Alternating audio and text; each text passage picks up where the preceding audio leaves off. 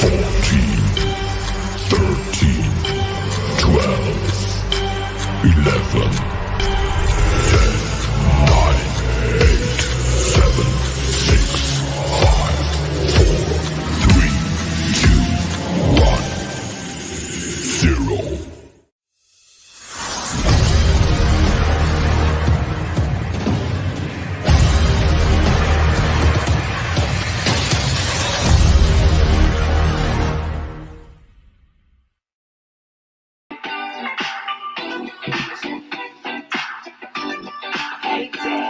Kind of makes me want to do the ODB part from Fantasy, but it just doesn't Yeah, apply. Mariah, go back like baby on a pacifier. Dirt dog, no liar. Oh, you know man. you bring up ODB, I got to do it. Of course you do. I mean, it's a given. That's part of the fun of it. So, thank you for joining us tonight. We are Granny's Peach Tea episode 82. 82. Yeah, wow. I feel like we should have a special guest, like the Hulk should show up and flex. Yeah, smash, baby. But thanks for joining us. As always, if you're joining us on the Facebook live stream, if you're joining us on YouTube, or if you're joining us on Twitter or Instagram or wherever you found your audio-only podcast, we appreciate the support. And with me, as always, is Jason. Jason, what's up? What's up, man? Good to be here. Good to see you. I got my last report to go on whenever you're ready, Ed. Last episode of Granny's Gabagool. It's the end of an era. I mean, I'm going to be honest. It really is. It's the end of an era that I don't want. Well, there's no more surprise. Wait a second. What about what about the Saints in Newark? I guess. I mean, should I watch it? I've count? heard so many bad things. And I don't know if it's just because it wasn't The Sopranos. But to be honest with you, I usually don't like stuff like that, like revisits 20 years later, because it's like, well, none of what made The Sopranos great for me is going to be in that. So I don't know if it's even worth it. I'm going to be honest. I have not watched it. I have not seen it yet. Okay. It wasn't because I was avoiding it. But I am still interested because I want to see Gandolfini's son and his portrayal of essentially his father when he was younger. That part intrigues me to begin with. All right. Yeah, I didn't realize that. That is interesting. So maybe I'll dip in.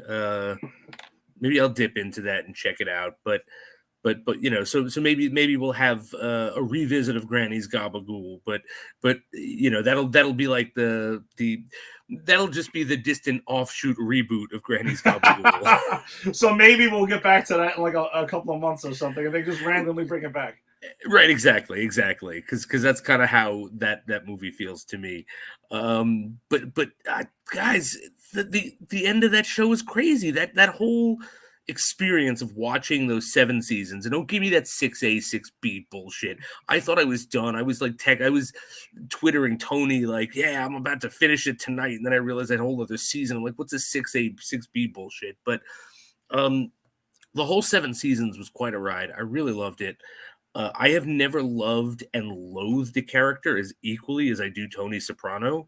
I think he's one of the most interesting characters ever, but goddamn is he so evil by the end of that series. Yeah. I love the psychology aspect of it. I love the exploration of, is he a sociopath, which Melfi thinks he is. I don't think he is, actually. I think he's kind of even worse because he does know right or wrong, but he's making the choice to stay where he is because it's what he knows. Mm-hmm. Not that he does. No, I mean, sociopaths know right from wrong, but they don't care. He does care at times, but he still does the wrong thing. Yeah, because I think that's just kind of, in some ways, it was like ingrained in him. Like that's just kind of what he would. I mean, he made the choices.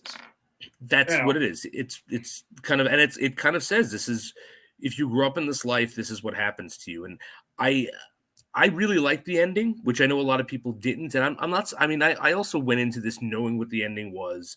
So it wasn't like I spent 7 years of my life and then all of a sudden that was the ending. I probably wouldn't have liked it at the time. But in retrospect, I really liked it because, like, you know what happens to Tony. One of Yeah. three things. The show sets up one of three things happens to made men who don't get out of the life. They get whacked. They die old and alone and forgotten, like fucking Junior Corrado, which, God, that was heartbreaking, even as evil as that man was. Yeah. Or they go to prison. Like, those are the only three things that happen. So one of those three things, that's what's going to happen to Tony at some point. Yeah, I mean, I was I was always under the impression that he did get whacked, and that was my ending for it. I don't know. I it did bother me when it aired. Was the last time I watched it. I have not revisited since. Yeah. So going based on what I recall from it, yeah, I couldn't stand it. But there was one other reason why I really genuinely couldn't stand it. Is that why are you ending such an awesome show with Journey as the soundtrack? I lost my mind with that. I have a deep hatred for Journey. A very deep hatred for Journey. And it comes back to our days in Eagles and in many Glendale and Ridgewood bars. And I developed this hatred for them. And it came out of nowhere. Just one day I was like, I can't deal with it. I can't deal with this, can't stop believing shit. I can't stand it.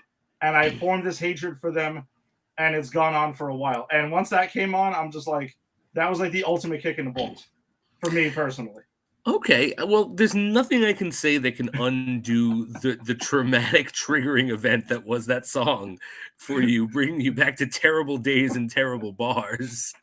But I do actually think it's an appropriate choice to end it on thematically, only because Tony Soprano is a character that you cannot help liking and wanting the best for, right? Yeah. Like, I spoke to multiple people about, like, all right, this spoilers for this decades old show. Like, you know, I don't want to Wong anyone here. So if you're going to see The Sopranos and you haven't, here we go. It's on the bottom. Thank you. But like in the second or third to last episode, Tony murders Chris, who is like his son, pretty much. Like, it's like that's the son he wants. That's his mafia son, as opposed to AJ, who's just like his son that he doesn't really respect or can't connect with. And he murders Chris because he's high and, they were in an accident, but he could have survived.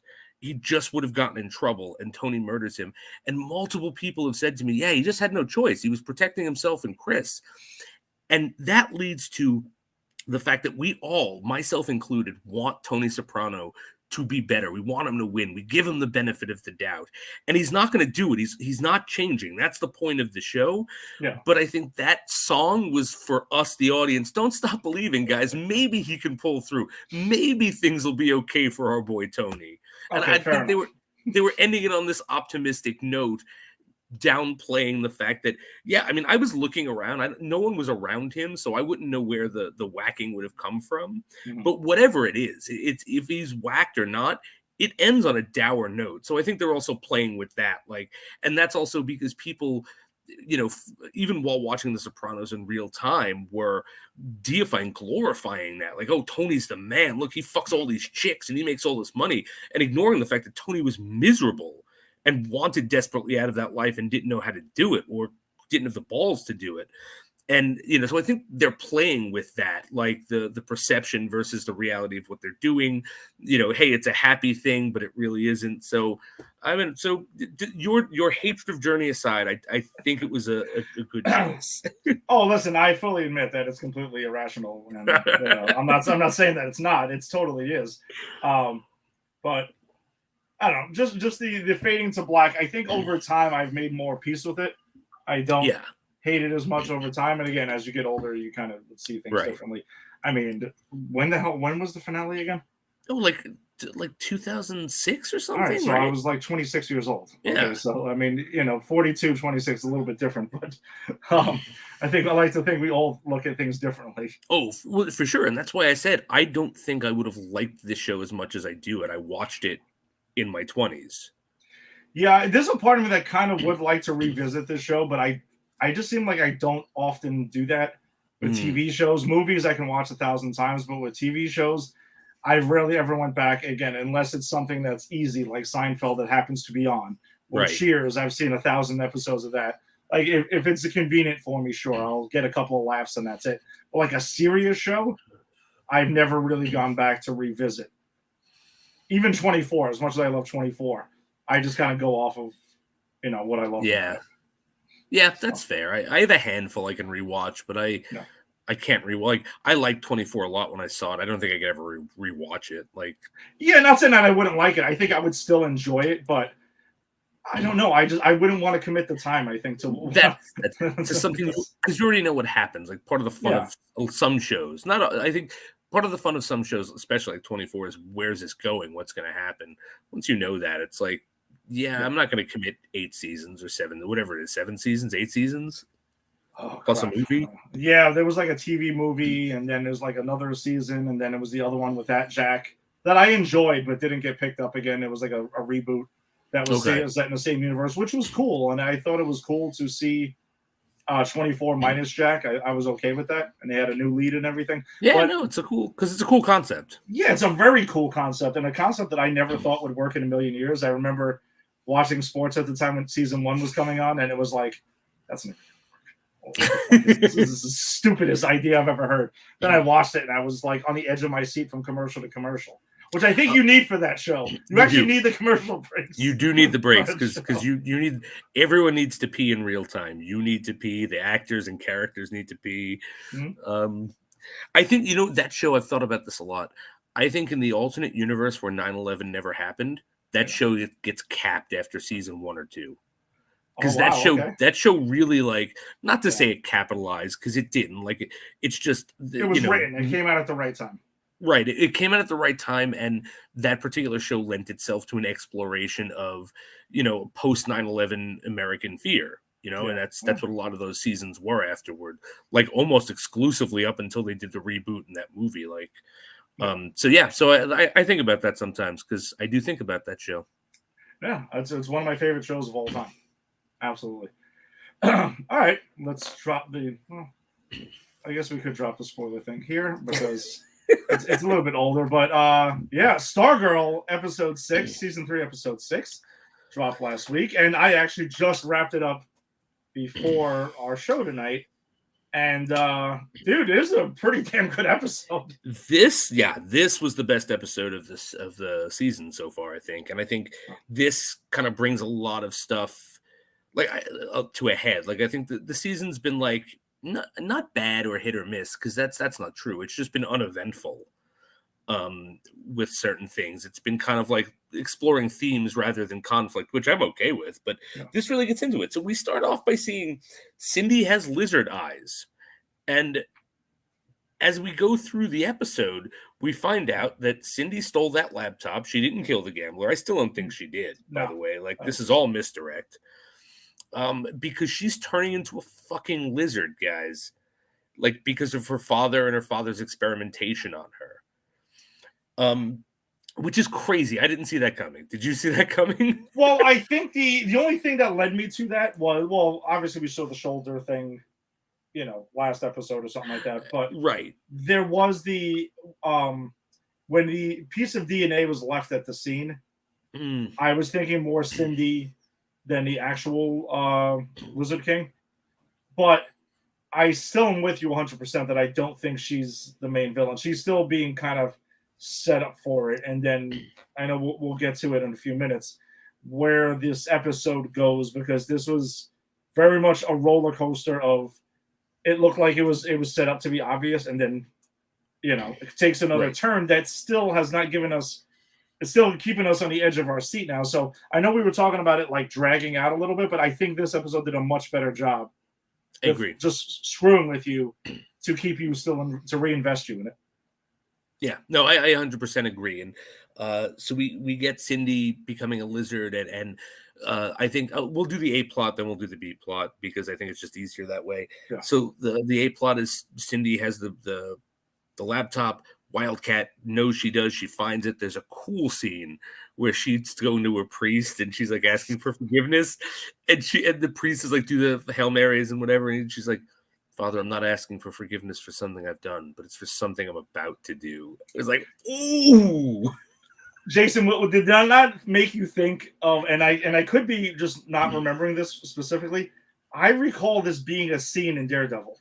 Like that was a very Matt Murdock scene. Yeah, it was a very To Matt. me. I could see that. That was a very Matt Murdock scene, and I think 100% at some point, Matt, like in even if not even if not the Charlie Cox version, possibly the Ben Affleck version.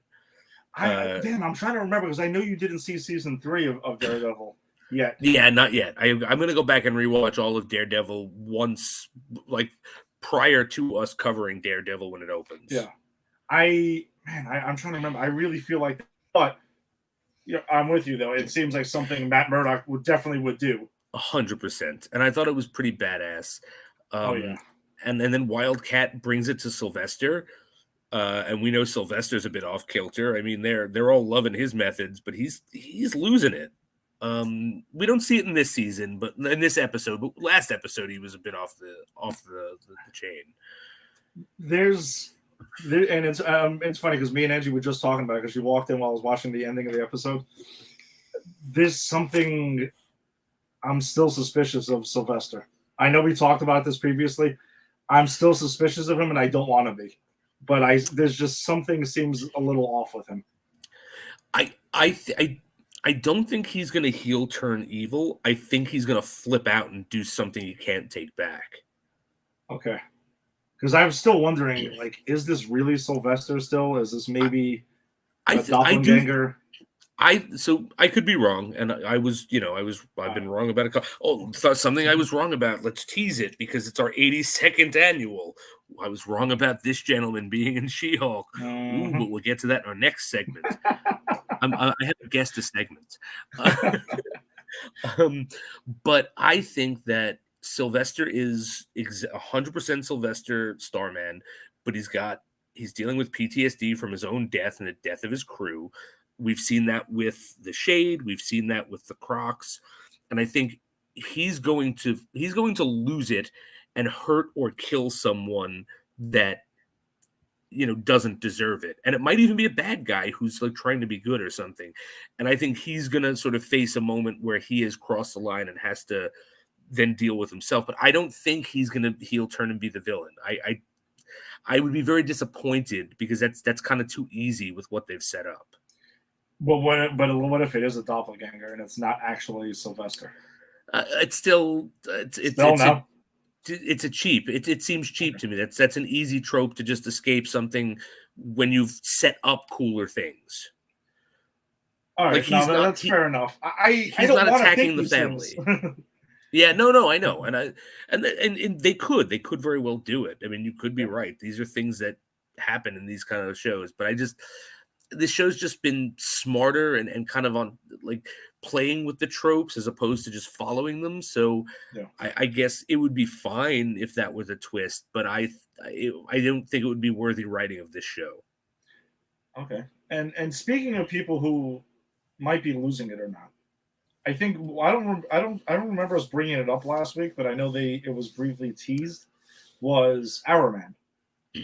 Yes. So Hourman going ahead and taking out the inhibitor, and now and we see it in the beginning of this episode right off the bat, where he's in the gym and he's blown past the hour, and now he's just has that power 24/7. And the question being is just now you remember, like his father put safeguards on for a reason.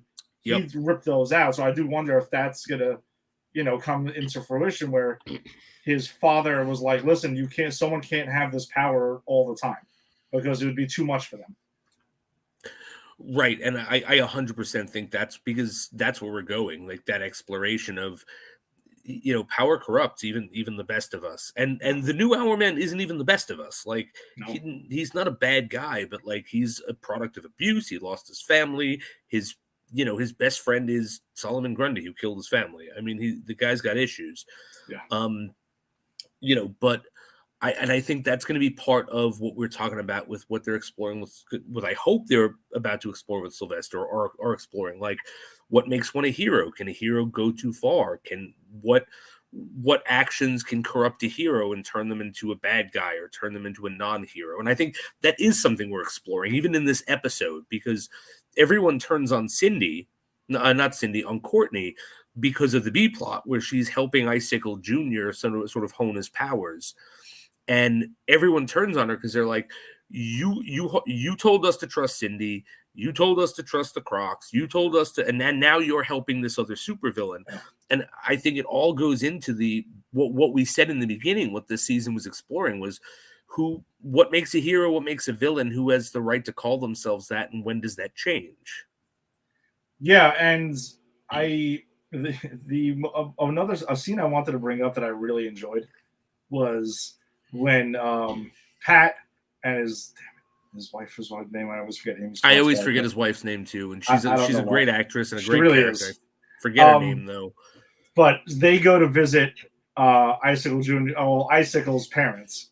Oh yeah, essentially, and they have that little moment where she's like, he presents them with the food because with the fish or whatever, Norwegian fish, the lutefisk, and she's like asking him in Norwegian, like, "Hey, did you poison it?" He's like, "No, I didn't." Well, why would you even serve it then? I thought that was fucking hilarious, man. Those two were like, I really enjoyed their scene. No, they were great. Like, and they're, again, I like that they're split, right? Because they both believed in what their son was doing. They know these people killed their son, and one of them is trying to move on, and one of them cannot. Yeah. And I think that's such comedically plays out perfectly like that. Did you poison it? No. Then why'd you bother serving it? And then there's the scene where the man grabs his wife's hand and he's like, "We want what's best and what's going to make our grandson happy, right?" And she's just like, "Fuck you, motherfucker." Yeah, I think that's the most we've ever gotten out of those characters, and I would like to see more of them now because I thought that dynamic it really worked for me. I agree. I absolutely agree. And I think we will see more of them. I wonder if they're going to do more with them in the next season, hoping we get another season of this. Yeah. Because, we're halfway through this. I don't know what they're going to do. I don't know. I guess they could do something with them this season. I really don't know where this season is going, to be honest with you. No, and I am enjoying it. I'm definitely enjoying the show, but yeah, it does have me guessing, but I also like that. I do too. They have me on edge of thinking maybe Sylvester's not a doppelganger. Maybe he's the real guy, which I agree with you 100% that, I want him to be the real guy. And this is really a good exploration of the character and a hero and dealing with that. That would be great. But then I'm wondering if that's the case because actually, before we had got to the ending though, it just has me guessing all over the place. Another great scene I thought in this episode was the fight that we finally get between Wildcat and Cindy, who really get into it, and then our man gets into it too, which leads to the moment where everything's all over. The team is looking at Cindy. That's the best scene of the episode, 100%. And it's like, because if you look at it, right, Wildcat's in the wrong. Yeah. Like, Wildcat broke into this, like, as much as she's saying we can't trust Cindy, we shouldn't trust Cindy. If she knew Cindy had the laptop, then call her into a meeting with the JSA and say, "Hey, give us the laptop and explain yourself." But she doesn't do that. She goes behind Courtney's back, breaks into her house. Then, when she's caught, attacks Cindy. Cindy actually tries to not fight. Like, Cindy's like, "I don't want to do this." "Oh, we're doing this," because Wildcat won't back down because Wildcat fucking hates Cindy. Then our man shows up and it becomes a 2-on-1. Yeah, Wildcat was just looking for a reason. Yes. And she just finally thinks she has it. So as long as she's got her reason, she's been dying to fight Cindy for a while. Mm-hmm. And our man's kind of unhinged. He's never liked her either. They've both been liked. So, and then it becomes a 2-on-1, two superpowered people versus a superpowered person who is trying not to be in this fight. Multiple times she's trying not to be in this fight. Mm-hmm. And then Beth sees it, and then Courtney comes and breaks it up, which I like that. But this is where where Wildcat gets in Courtney's face, and like, you were helping Icicle Jr. because they find out. I forget how. Like, I think Cindy shows them. It might be Cindy who shows them on the camera. Cindy just no, she just explains it. She just comes clean and says, "Screw it. We all have secrets," she says. But do they know yours? And that's when she kind of outs her right there. And so there's this whole thing where they tell Courtney that she's no longer in the JSA, and Courtney says, and this is heartbreaking to me because Courtney's like, "All right, well, all right, maybe because she's trying to hold herself accountable. Maybe I should step aside and let Sylvester lead us. And Wildcat's like, he already has been. But it's interesting, yeah, which is fucking harsh. Yeah. But it's interesting because the two people who really are like pro Sylvester are the two people who are unhinged, like Sylvester, right? Yeah. And Beth kind of goes in with them, I think, because she feels betrayed by Courtney for lying. Oh. Sorry, I hit the wrong button. But she comes but it comes around to the end, because when she finally cuts through the laptop and unencrypts it, she sees that Courtney's house and all these other houses are on video, and she doesn't turn her back on Courtney. She comes right away and comes back, and it's this funny scene because I didn't realize what was going on, because she's just like, "Hi, everything's fine. I'm gonna play music," and I'm like, "What the fuck? Has she lost it?" She was just mad at her, and then it's like, look at this, we're being watched, and that's kind of the way the scene, the episode ends. So, and that gets to what I wanted to say before. It just left me like, who the hell is behind the camera and putting together this weird puzzle that seems to be going on throughout the episode? Yeah, I wanted to bring the puzzle up because it's weird. I mean, I assume this is Dragon King. That's what I've assumed this is the whole time. Maybe I'm right. reading into it. But whoever it is, like, the puzzle seemed weird to me. Like, did you just have this puzzle created, like, to do this? Like, why are you doing a puzzle in your evil lair? Like, I get the symbolism. Like, is it Grundy or something? I couldn't even tell what it was. But I don't know what the hell it is. It seems like some sort of like ghost type face thingamajig. Like, I don't really know. Like, they went to the puzzle like 2 or 3 times throughout the episode. Right. Which, the metaphor is kind of like he or she's putting together the pieces of what's going on. Which they cool metaphor. I like the metaphor, but I just still don't know who the hell it is. No, I just assumed it was the Dragon King, but now I'm starting to think I don't know who it is either. But I think it's a cool metaphor, but the execution I kind of clunky, because for me I'm like, where'd you get, like, it's kind of like that scene in Jeepers Creepers, which I know you've never seen. Oh my God, he's doing this! I can't believe he's doing this. But the scene in Jeepers Creepers where Jeeper Creeper himself is riding around in his car with his license plates that says "Be Eating You," which are custom license plates, and he only gets out every 31 years. And one has to ask, did he spend? He gets out for 3 days every 31 years. Did he spend a full day at the DMV getting these custom license plates? Did he do that? And again, it's true. I have never seen this film because we have a pact. Exactly. We do have a pact. But so did this Dragon King / whoever this is go to like Etsy and have this puzzle made specifically so they could put it together? Like, I don't know. My metaphors have to make sense. I'm sorry. I'm hoping we get a good explanation of the puzzle at some point, because you're right. If not, then this is very weird. And it, based on the Jeepers Creepers thing, the Jeeper Creeper also has to pay for vanity plates through the DMV annually. So if it's 31 years, who's paying this bill for him to have these things? That's exactly it. And also, you have to have a car attached to these plates. You can't just go and get plates without a car, which means at one point, the titular Jeepers Creepers at some point would have had to have brokered a deal to buy a car. You can't just steal a car and throw vanity plates on them. It is not how it works. No. For those who drive or don't drive or anything. Spoiler, it doesn't work like that. All right. So, great episode, though. Great episode. Looking forward to seeing where it's going. And hopefully I am more correct about Dragon King than I was this guy again. Ooh, the leader who did not show up in our next segment as I thought he was going to.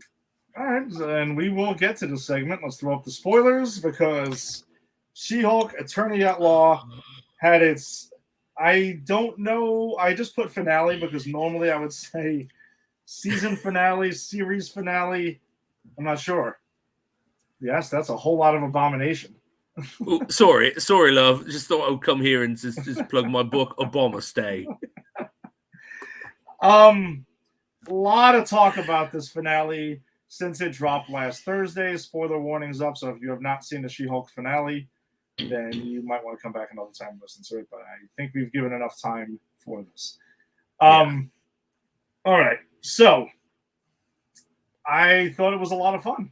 I had a lot of fun with this finale. It was not what you expected at all, which is kind of what this show did. It was a lot of saying, hey, here you go, and we're going to kind of bait and switch some things, and it played with expectations all 9 episodes. And the finale should have been no different. Because she completely breaks the fourth wall more than ever. Like, rips straight through it.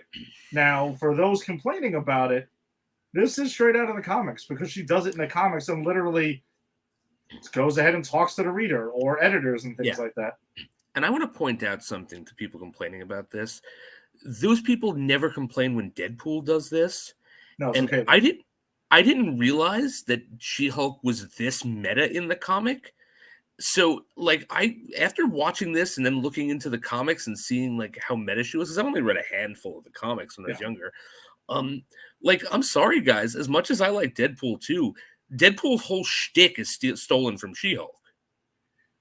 Yeah, because I mean, She-Hulk was like around before Deadpool. So yes, She-Hulk's an '80s thing. Isn't Deadpool a '90s X Factor thing? Late '80s. Yeah, late '80s, New Mutants. But he didn't start doing the fourth wall breaking and stuff. No, it wasn't right off the bat. Remember, he was a New Mutants villain who was hired to kill the New Mutants initially, and then eventually evolved into the Deadpool that everyone knows and loves today. Because I mean, I own a comic called Deadpool Kills the Marvel Universe that end where he literally kills everyone. It is everyone in the Marvel Universe, and then escapes the Marvel Universe into the real world, and goes and hunts down the people who work at Marvel because he's killing the Marvel Universe. Like, that's kind of like what this is. That it's on, like, this episode is on that level meta, just not in such a violent way. And if this is what the She-Hulk comic was, and people are bitching about her doing it, not about Deadpool doing it, then maybe it's about her gender, guys. I mean, I'm just saying, I'm finding less and less reasons that people are shitting on this and what she does and who she was in the comic, especially when I'm seeing male people who do it in the comic and we all masturbate to it. It's like, I don't know, maybe it is about the gender and we should kind of, get over that, because even if you hated this, just, shut up about it on the internet. That's all I'm saying. Yeah. Well, unfortunately, the internet has given everyone a voice for the better or worse. Yeah. I mean, it depends on how you use it. Some people use it to just have some fun and bullshit about comic book shows and movies and stuff like that. Right. Ready? Now that's meta. I like that. Very meta. Very meta. But no, overall it was funny. I mean, the short version of it, just before we can just shoot off about details, then is just we get what looks going to be the Marvel Studios TV show finale, because that's the big CGI battle and fight and stuff like that, and then it gets crazy where Abomination is in there and Hulk comes back for no reason, essentially, and they're going to throw down, and then this dude gets the Hulk powers because they steal her blood and everything like that, and it becomes, before it's about to get super goofy and not really make any damn sense, that's when Jen Walters breaks the fourth wall and goes to Marvel Studios and looks for Kevin, who we know is Kevin Feige, and I was curious to know if it was going to be what we were going to get. I thought it was like, wow, we're going to see Kevin Feige actually show up. And it even fucked with me and my expectations. I'm going to say I called this, but like that it was going to be an AI, but not because I have some knowledge or anything, but because if you watched it with closed captioning, it kind of ruins it. Because every time it said Kevin, it was caps K.E.V. So when I saw that, I was like, oh, it's a robot or something. Yeah, fuck, that sucks. I didn't know. I was watching it and I was like on the edge of my seat. I'm like, holy shit, is Kevin Feige actually going to be in this damn thing? Which would have been awesome. But this was awesome though. And what a fun way for Marvel to take the piss out of itself. That's what I'm saying. I really appreciated this, Marvel Studios really taking, like you said, taking a piss out of itself and taking some shots at themselves. Jen even asks where the X-Men are going to show up. That was And she fantastic. it's the wink at the camera, which is what we're all doing, Yeah. for going on for a while now. They're so aware. And I think, if anything, this whole thing told you that they really are listening.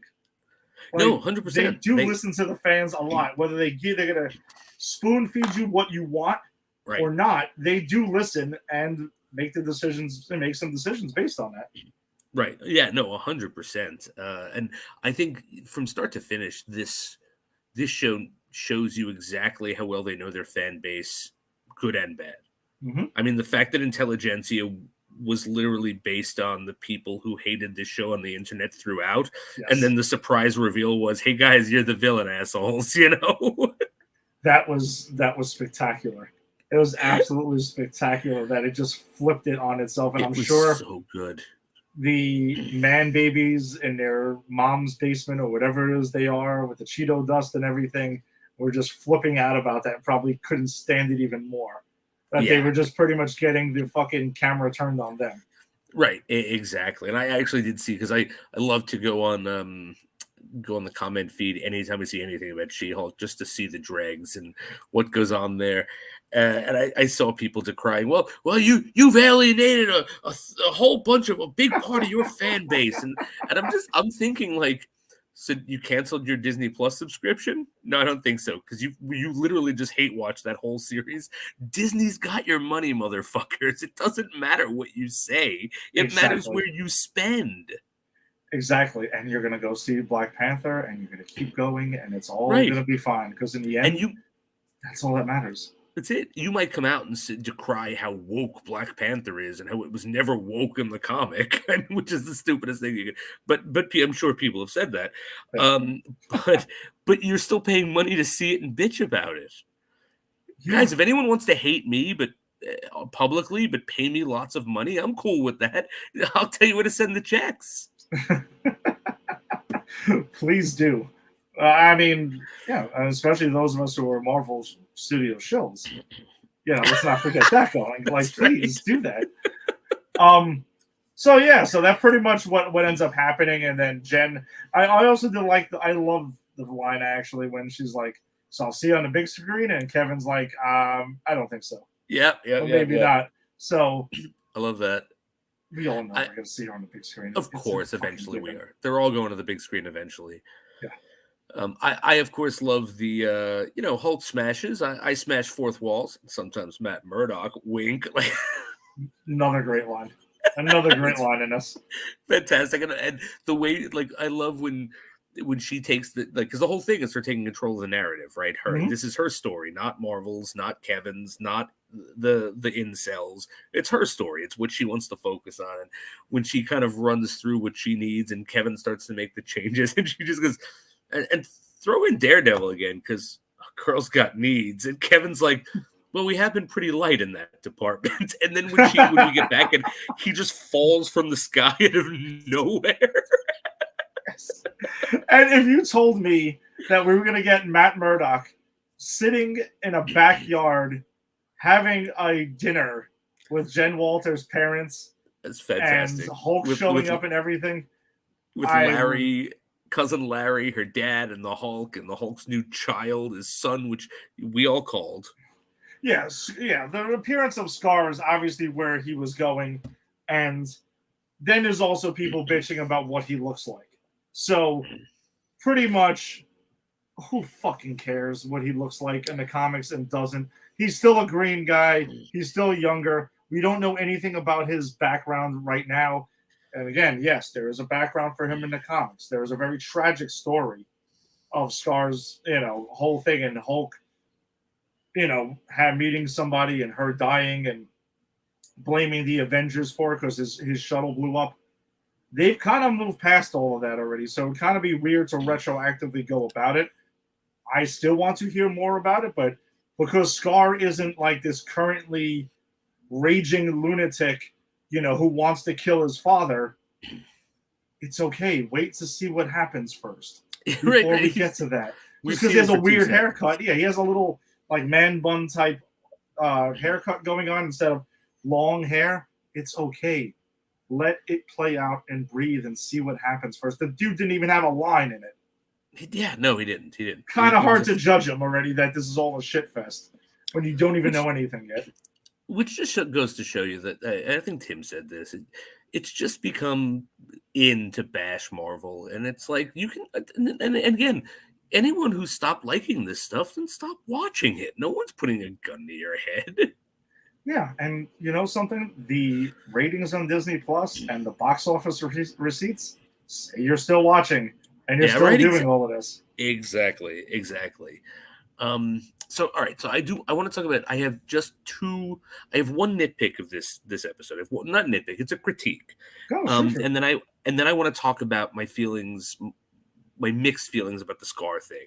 Okay. So my critique of this episode, and I could probably say it's my critique of every episode, it needed to be 5 to 7 minutes longer.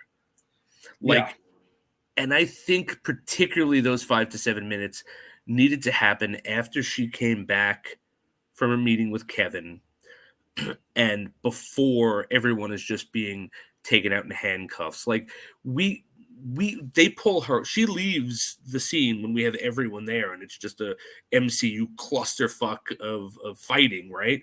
And then she sets it right, and then we don't see when she gets back how she pulls that off. And I think because this is a show about her finding her voice and her finding a balance between being She-Hulk and Jennifer Walters, I think there was a missed opportunity to have her do something in that compound that led to the arrest of those people, because it was just kind of easy. Like, they're arrested, she's been forgiven, she can be She-Hulk again. We don't really know what happened in there, and we do have that moment where she walks up as She-Hulk and everyone to the King Hulk, and everyone's like, she's gonna kill him, and she's like, I'll see you in court. And it's like, that moment should have happened in the compound when he was still a danger, and anyone with a half a brain could have thought that maybe she was about to lose it on him. Yeah. You know, so I think that's fair. That's my critique of the episode. Is I think it just misses an important emotional beat or plot beat between those things. However, I would not change Daredevil coming out of nowhere. I thought that was hysterical. Oh man. And what did you have about Scar? Oh, and then Scar, interesting story, except, and I think I've said this before, and I know I've said this before. When are we going to see this story? Because we don't have a Hulk movie coming out ever. Are we relegating Hulk to MCU TV now? Are they going to give him his own Hulk show? Can they give him his own Hulk show? Because doesn't that also fall under, like, when exactly are we going to see this play out? And if we're not, why did we go here? So that's where that's a good way to take this too. So even though we're kind of moving off She-Hulk to Hulk, but it's fair though, because they put him in the show enough, and we're advancing his own personal story enough to warrant this discussion. He brings his own kid back. This is a huge plot point for this character. It's huge in the comic. We don't know what they're going to do with it here because it can't be like the comic. And I think it's fair to need to discuss how they're going to handle this. So I have to imagine that number one, they cannot give him his own TV show because they can't call it Hulk, right, unless his show.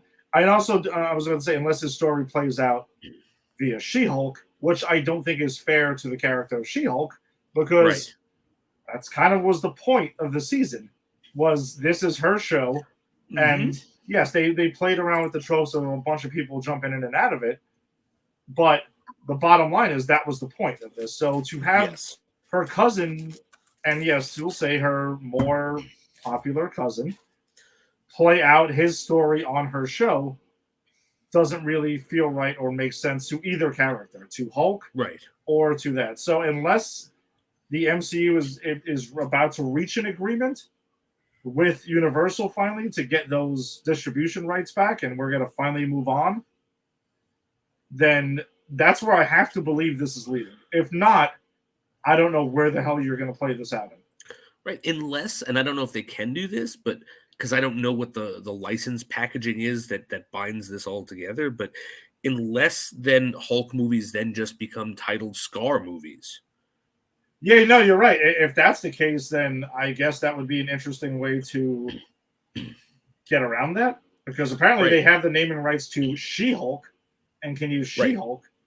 But you're right. Yeah, maybe they put Scar, Son of Hulk, which was a name of his comics, also his own individual comic. Right.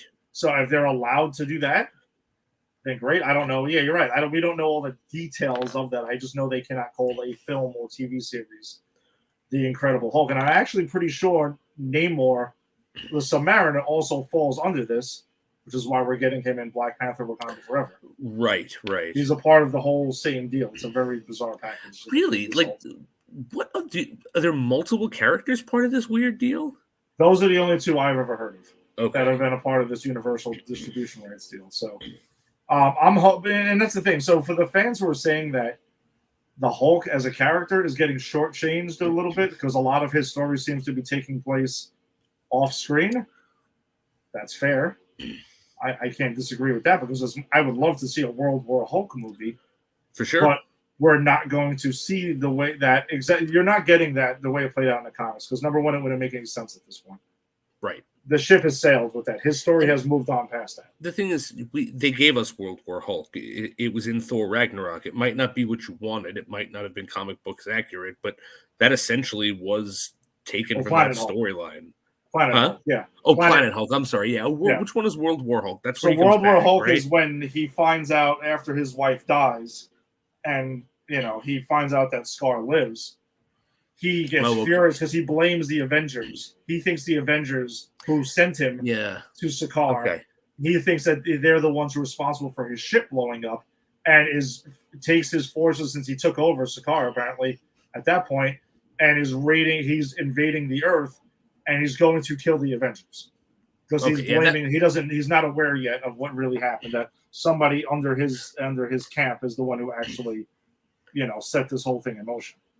So cool comic book story, but that wouldn't work one iota in the MCU, even if we were still at, Angry Hulk, because he was never like that. Yeah, that's what I'm saying. It just seemed like it would be out of place. Yeah. And also there's a scene in World War Hulk when he goes ahead and he's in Madison Square Garden with the Avengers, and it was like was it Strange and Reed Richards and Tony Stark? He's forcing them to fight to the death. Yeah, none of this is happening. None of this can happen. No, it's great for the comics, like you said. Not going to happen on screen. That's just not going to happen. Exactly. I think Jennifer Walters is angry at us because we've been talking about Hulk, and I think we neglected the best part of this episode. So she's coming to tell us that we need to come back to her story. Fair enough. Like she did in the show. See, I had a plan for this, by the way. We fucking neglected to talk about that opening where they mime the television version pitch perfect, down to the tone, down to the images, down to everything. Yeah, the opening of this episode, you're right, which we kind of glossed over, because I think there was so much to talk about with this. Yes, they pretty much do beat for beat, shot for shot, the opening of the Incredible Hulk TV series, which we covered 3 movies of, right, with Lou Ferrigno and Bill Bixby, and it is absolutely, it's spectacular the way that it's done, and they actually get like a bigger woman to play She-Hulk instead of Lou Ferrigno, which it's funny because Rick and I have talked about this, and he's been very critical of the CGI with She-Hulk, right, and I think it's been based on scene to scene, it's been hit or miss, which I can agree with. Or it's been better than at other points. Yeah. So this was showing you, well, guess what? If you wanted a large, real person who's painted green to play She-Hulk, this is what it would look like. And for me, it confirmed CGI was the right choice because it looks ridiculous. Yeah, well, that's the thing, is I think it works in the original Incredible Hulk because it was all you could do, and B, Lou Ferrigno just had to be a green, muscled monster. Yeah. Right? But like, if you had like the woman that they have painted green here, which I think is, if I'm not mistaken, I think it's the woman that they have who like does stand-in work when they shoot things with actors. Like, so she is like the She-Hulk presence on the set, I think. Okay.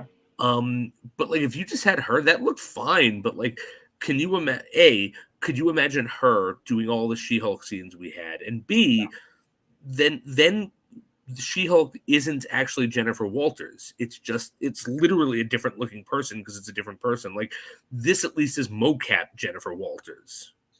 Yeah, exactly, and that's what I'm saying. And with Mark Ruffalo over time, like they've made Hulk each time out look more like him and resemble Mark Ruffalo more. So it just seems like you're buying it better. Because with the Ed Norton Hulk, and I do enjoy the way that Hulk looks, it's very angry and menacing and mean. He doesn't look anything like. There's no resemblance to Ed Norton. So you kind of just accept it and move on. But if you're going to drive that home, though, with the MCU at this point, then She-Hulk needs to resemble Jennifer Walters. Or is the actress playing Jennifer Walters, like Tatiana Maslany. So CGI was the right choice. It's just a tough thing to pull off. I'm sure in season 2 it'll probably get better. When we see her in a movie, it's going to look probably fucking perfect. Yeah. So it's okay. And that's the thing. The CGI was a bit off sometimes. Like I think when they had close-ups of her face, that's when I notice it. But like it was fine. Like people bitching like it was the worst thing ever. It's like no, it just wasn't as great as you're used to in these MCU movies, which cost millions of dollars because they're going to make billions. This is a television show. This is to get you to sign up for Disney Plus. Like. Yeah. You've got to understand what they're working with and kind of be understanding of the platform it's on. Yeah, and don't get me wrong, these shows have tremendous budgets for TV shows. Yes, but you're right. There's not an Infinity War or an Avengers Endgame level thing because I don't even know. I forgot what the budgets were for that, but they're hundreds of millions of dollars. That's what it costs to get Thanos looking the way he does. Because I know that's like that's the pinnacle, right, of what we've gotten so far with the MCU. Thanos looks incredible, and so does the Hulk in those movies. Mm-hmm. But this just doesn't have that budget. But that's okay though; it's fine. Like I'm good with it. It's really not something that takes me out of scenes or anything like that. No, it didn't take me out of the scenes at all. And like to be honest, it's better CGI than some of the former Hulk movies we've done on this show. Like I think the CGI for her is better than the Ed Norton Hulk. And you know what? That's not even an insult. It's decades later. It's like, because that's what happens with CGI. It's the more they work on it, the better it gets. Yeah. So things we got wrong going in, because this is we will, if we're throwing shit out there leading up to it, we will own up to it. So absolutely, there was no leader in Intelligentsia. No. There was no MODOK, which we were starting to suspect was where this was going, and that's okay though, because we did get those wrong. It seemed like it was linking up. That's fine. We did not see this finale coming, but just because we didn't see it coming doesn't mean we didn't enjoy it. I still enjoyed the shit out of it. So. I did too. I don't mind being wrong. I think I told you off camera. If I were right all the time, I'd get bored watching this stuff. Yeah, agreed. So I guess before we wrap it up, though, She-Hulk Attorney at Law as a series. Mm-hmm. We didn't go into rankings, but so overall, a success. I think we both agree, definitely a 100%. Success. 100% success. I think it's one of my favorites. I don't think it is one of my favorites. Okay. Because it's interesting. I like when something takes risks, whether it works or not, especially in the MCU. So I really enjoyed this. I would put this up there experience wise with the first one, the Scarlet Witch one, WandaVision. I put it up there with that because it's just like nothing I've experienced in the MCU before, and some of it works and some of it doesn't. But even when it doesn't, I'm here for it, and I thought this was wildly successful. Even in part, even critiques I had, I thought it's wildly successful. Yeah, I think for me, it probably was a little higher than I originally had posed. I know me and Don a few weeks ago talked about where we were heading with this. Yeah, but that was before these last 2 episodes, and these last 2 episodes obviously are factored in. It's not my favorite's still WandaVision. My second is Hawkeye. Those are my top 2.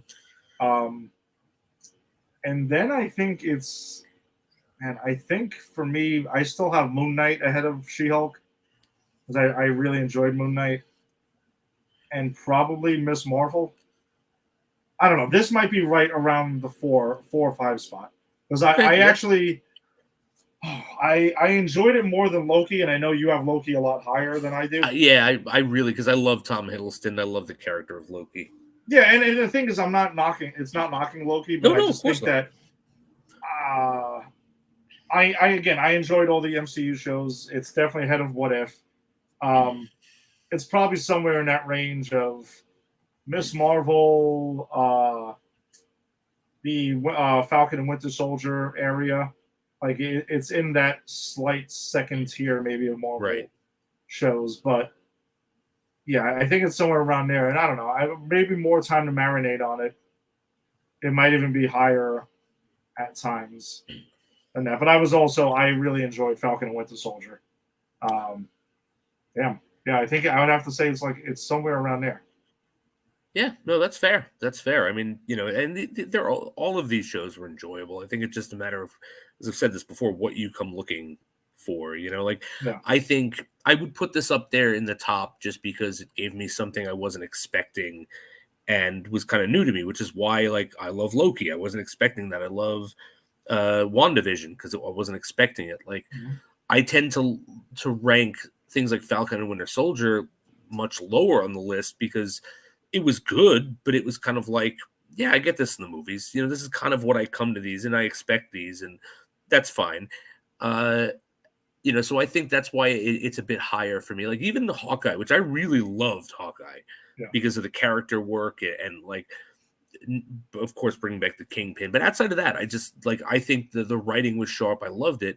I would put this over that just because Hawkeye's more of a this is what you get from a Marvel property, whereas She-Hulk is like, wow, didn't see this coming. So for me, for what I come to these shows for particularly, which is to be surprised and to see shit that I didn't expect, that's why I think I put it a bit higher up than some of the others.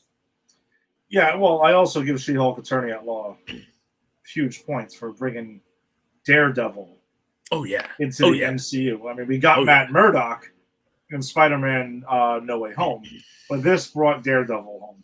Oh yeah. So huge points for that. By the way, can I share the stupidest comments I saw concerning Daredevil specifically in his episode Oh boy. about how Disney ruined Daredevil? What a stupid bright costume. Why would Disney force that? Well, I guess it's because they're making it PG, this and that.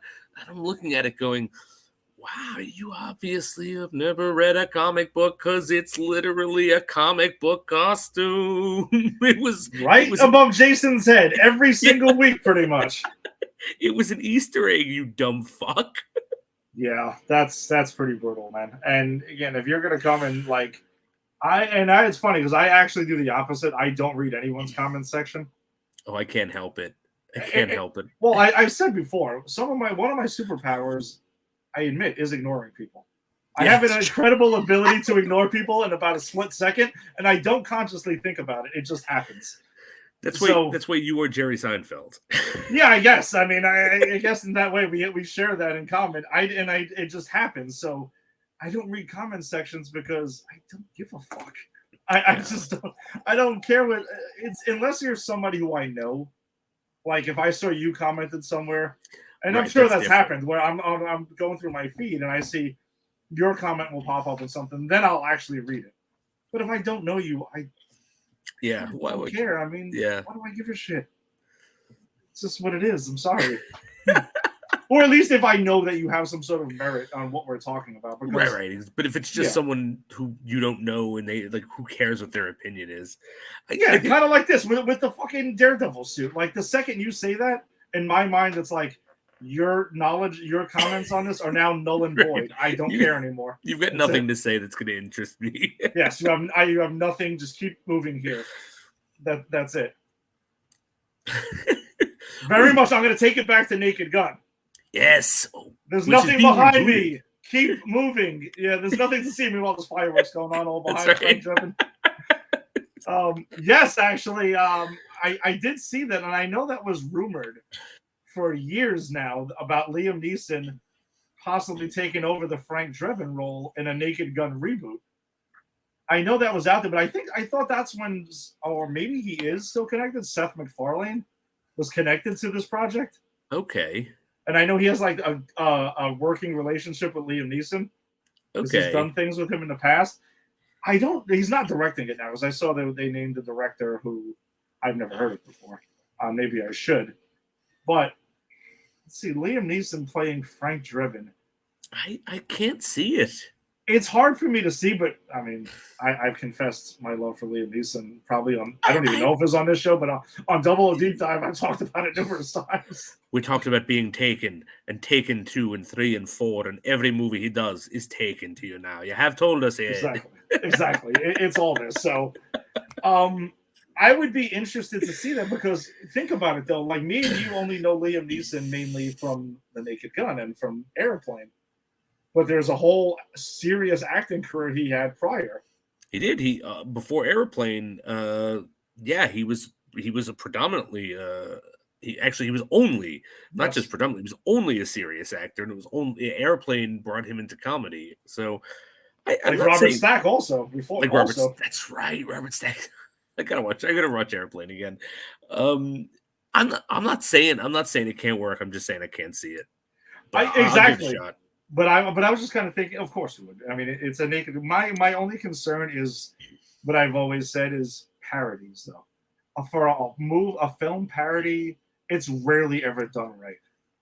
I agree, and to be honest with you, someone has to really love and understand this material. I know it sounds kind of bougie to say it about the fucking Naked Gun series, but true.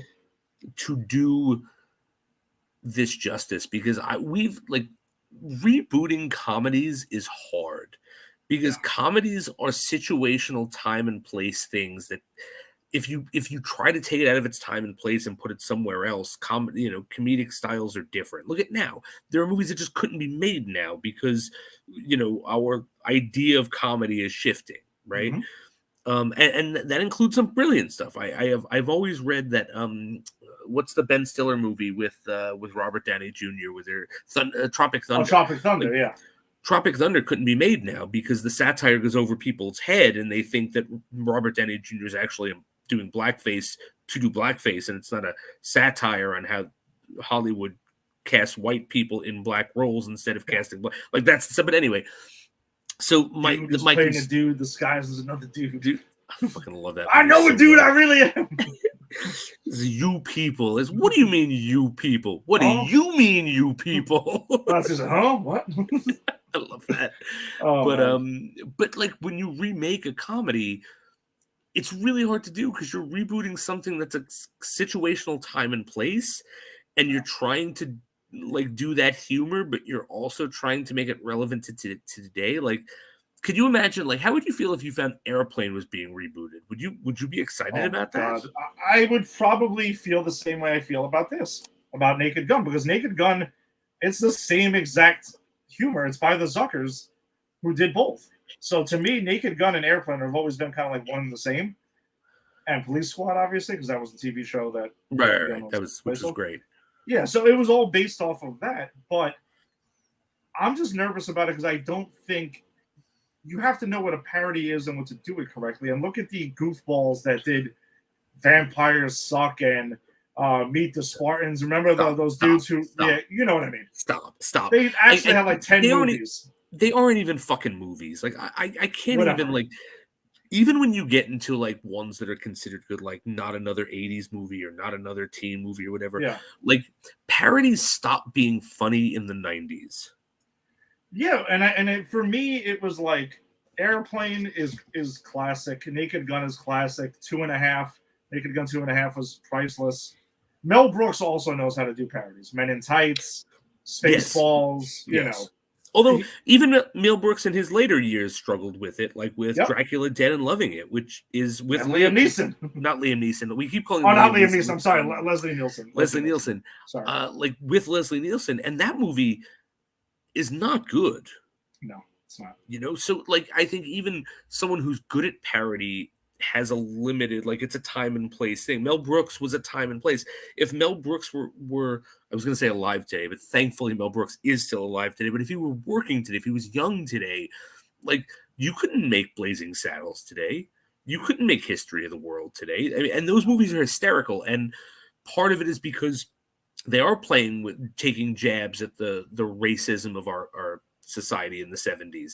And that racism has changed. It's still there, but it's changed. And the perception of, like, the jabs at racism have become seen as racist. So, like, comedy has changed. So even someone like Mel Brooks, who did parodies, I think, perfectly, probably the best director to really do a parody, even he, I don't think, could do it in this day and age. So, like, I guess that's my, like, concern. Like, can you do a parody anymore? Yeah, that's the thing. You have to find, like you said, time and place is the perfect thing. The Zuckers also took over the Scary Movie franchise after the second one. They did what was it? There? I personally, it's funny. Rick and I were talking about this. I saw the first Scary Movie in the theater, and I thought it was hilarious. I saw it again when it was on, like, video, and I fucking despised it. I thought it was stupid as hell. Didn't even bother with the second one. So when I saw the Zuckers were taking over with the third one, and Charlie Sheen was in it, and he was playing, like, the Mel Gibson Signs character and stuff like that, I was like, okay, you got me with the Zuckers. I'll take a look at it. I had some laughs with it, but ultimately it would never sniffed anything like The Naked Gun or Airplane or their better work. So right.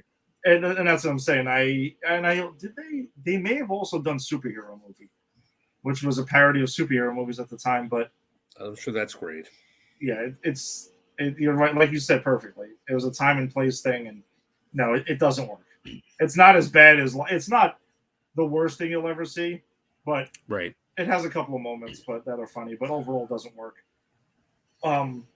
It's just it can't just be like, hey, here is J. Jonah Jameson. Oh, I'm dropping a safe on his head. Bang, ha ha ha. That's the joke. Right. Like, you kind of got to know the source material and how to spin it and make fun of it. So, I don't know. Like, there are other ones like I'm gonna get you, sucker. The Wayans brothers did a couple of funny parodies as well. Yeah, but that was the 80s. Like, you could still do those in the 80s. Oh no, that couldn't be made today either. No. But that's chance. a great movie, though. That's a great movie. It is. I'll never forget that scene with the guy who arms himself to the teeth and then goes outside in the wet, slips, and the gun goes off, shoots the hell out of him. So there are other ones, but you're right. It's just it's a very delicate tone to place, and now you're going to tackle The Naked Gun. Like, this is comedy royalty right now that you're fucking with. So like, I'm kind of the opinion, like, why are we remaking it? Because I own it on DVD. I could just play it. I'm sure you could stream it. Like, I will see it out of curiosity, but there's no way I'm gonna ever like it more than I like the original trilogy. No, but I kind of also just, my expectations are not that I'm gonna like it more. I just wanted to see, hey, can you give me some new laughs? Right. Let's see what Liam Neeson's got. So you got me with Naked Gun out of curiosity, and you got me with Liam Neeson. Right. Yeah. So Liam Neeson's the draw for me too. Yeah. Can he pull off a comedy straight faced as he does? And that's what I'd be curious to see. You know, a cool way to go with it, actually, now that I'm thinking about it, Liam Neeson, make it a Naked Gun thing, except also make it a Taken parody. Like, make it a Naked Gun Taken parody where he's like a retired Frank Drebin type who has to come back and, like, does everything seriously, and I don't know, they've got to write the comedy. I'm not writing the comedy for them, but I mean, I think that might be a good take on it, right? Because we all know and like him from those movies. So if they have Liam Neeson parodying Liam Neeson movies, that would be kind of cool and interesting. He would totally do that. He would. No, he would. 100%. He does not take himself seriously like that, so he would. But you know what's funny is that would be what Last Action Hero was. Yes. It is Arnold Schwarzenegger parodying his own movies. And man, I didn't think of that. That's actually a pretty genius idea, because we agree. Last Action Hero was ahead of its time. People hated it because they didn't get the concept. 100%. I think we should cover Last Action Hero on a slow week here, just because I want to talk about it. Like, that's a brilliant movie. Yeah. And you're right. It was ahead of its time. People didn't get what it was doing, and they thought it was stupid because they wanted an Arnold shoot 'em up.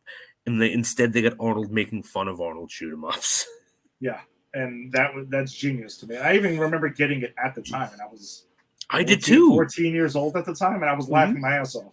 I remember what it was on. I think I've talked about this time in my life where there was that brief couple of year window where my family was stealing cable, and Last Action Hero was on pay-per-view, and I would watch every pay-per-view movie 100 times simply because I felt that I was getting something by not paying for watching these pay-per-view movies.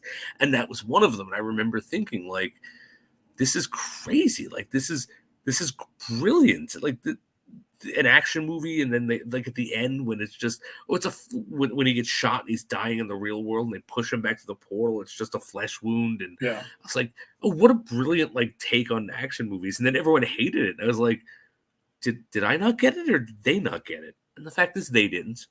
They did it. So funny thing with Last Action Hero before we wrap is I actually saw that in a double. I saw it in a Ridgewood theater. Ooh, Double is the Ridgewood feature. Theater even still open? No, they turned it into Blink Gym. No, it was vacated for years. It was nothing forever. But it's funny because they kept the front thing, and it still says Ridgewood Theater. Oh, that's like the Elmwood now. Yeah, yep. Which is like the Rock Church. It's a whatever. Was it like a Christian church? It should be. I mean, it is, but it should be. Dwayne Johnson showing up at least once a week and just kind of like talking. But if it was, phenomenal. I would join that church, and I'm a devout atheist. I'd be there in a heartbeat. Fuck it, whatever. Sign me up. I worship the Rock.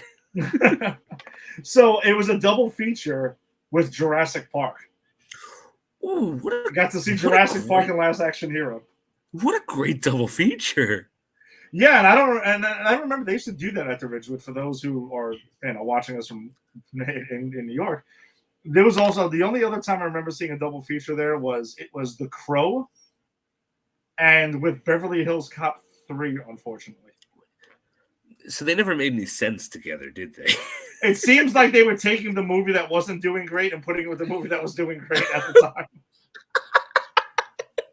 That's kind of what I got from it over time. Because I hate Beverly Hills Cop 3. It's fucking awful. Like, I'm very much looking forward to the reboot. I mean, not reboot, to the sequel that they're going to do for Netflix. As Eddie Murphy is doing, it's being called Axel Foley. Right. So I'm curious to see that because I have a feeling Eddie Murphy would not come back unless it was like awesome. No, he despite the fact that he makes jokes that he's got 20 kids he needs to feed, he's really good with his choices of what he does when he performs nowadays. Yeah, he's extremely selective. So yeah, but that was the weird thing. So The Crow, a movie that we need to tackle on this show. We'll get. Oh, we absolutely should because that is a comic book. But I'm going to say right now, not doing a sequel. I will never ever watch The Crow 2: City of Angels again. You can't make me. I will be sick whatever week you plan that for, because even I have limits. Jason, I actually remember that from high school because I remember when you went to go see that, and I remember you telling me at some point shortly after how much it was awful it was, and I was like, I'm just going to stick with The Crow. There were no sequels. That's the way to do it. Just there are no sequels. I felt dirty after paying for that movie. I hope you saw it in the Woodside Theater. No, I didn't. I saw it in Forest Hills. We always go to the Midway, but remember there used to be two other theaters. Yes, right. So I had seen it in not the one that's the doctor's office now, but the one that was across the street from it. I remember. I know what you're talking about. Yeah. So I saw it there. So I paid full price. I saw it with Bear, and wow. I maybe Grogan, but maybe not. Maybe it was just Bear and I. And we walked out going, that was terrible. Like, we were quoting the shitty lines from that. Like, one of the worst lines is, you know what they call a flock of crows? Murder. And it's like, I get it. You're going to murder the guy. We got it. God, that's so fucking terrible. It's bad. Jesus, I thought scraping at the door was bad. Oof. Oh no, there's another line because I'm having flashbacks now. I've literally only seen this movie once, but there's another one where the whoever fake Eric Draven, it's not Eric Draven who plays the Crow in this, but he goes to the bad guy, "I'm gonna send you to hell," and the bad guy goes, "I've been there once. I quite liked it." Oh my God. The fucking dialogue's terrible in this movie. Okay, listen, we've watched some shit for this show. We're not doing that. We're just gonna stick with The Crow, and that's it. We gotta draw lines. Like, if it's a comic book movie, if you're gonna give, if you say you want to watch 70s Doctor Strange, I'm there. We decide to watch 60s Batwoman, I'm there. I will suffer for the art of this podcast, but no one needs to go into those other Crow movies. No, and I don't want to either. I've gone this far with it, so I'm good. I don't need that anymore. So, all right. Well, that wraps it up for us for this week. Thanks for joining us. As always, if you're joining us on the Facebook stream, you can go ahead and check out Granny's Peach Tea and join the Facebook group. We got a bunch of trailers and other stories that don't make the show that you can come and join in on a daily basis. Also, check out Pop Culture Pros as well, because they are the mothership, popculturepros.com. That's who we're presented by. If you're joining us on YouTube, subscribe to Pop Culture Pros. If you're on Twitter, follow at Pop Culture Pros as well. Instagram at Pop Culture Pros, and wherever you found your podcast. There's a bunch of other cool shows on the network as well. Earlier tonight, there was Tim and Eric with Just Too Sweet. So if you're into wrestling, go ahead and check that out. Tomorrow night, I don't know the rest of the schedule, but I do know that at 6:30, there will be the Empire 161 show. We'll be wrapping up the Yankees Division Series win over the Cleveland Guardians and a preview of the upcoming matchup with the Houston Astros. So you can come and check that out. There's also Unsportsmanlike Conduct, overall cool sports show that everyone kind of pops on. And you can check out We Stomped You Out if you're a New York Giants fan. So we got all that to look forward to. Jason, do we have a return date on Double O Deep Dive yet or not just yet? Not yet. I got to talk to Ginny. Her show is wrapping up this week, and actually, I will be assisting directing a show going forward starting November. So I got to see what my schedule is like.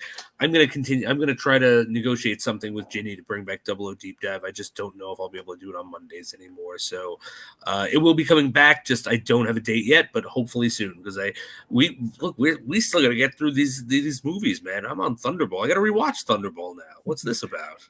Yeah, no, and I will say that, I mean, I'm hoping we have a couple more shows left, but once the Yankee season does wrap, and, providing that, I can make my return to Double O Deep Dive as well. We're excited to have you back. We missed you. We missed you through the Roger Moore era, man. I have missed it, and hey, listen, I still did watch it. You did. I watched the worst of the worst.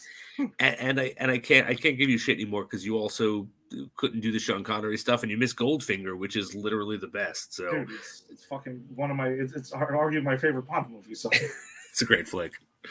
All right, so we'll be back next week. We'll be talking about Stargirl, and we have a big premiere coming. We'll be talking about Black Adam. That's right. That's dropping to this Thursday night. So go ahead and check that out, and then join us for our spoiler discussion next week. So we'll see you next week. Peace. Don't forget whose show this is.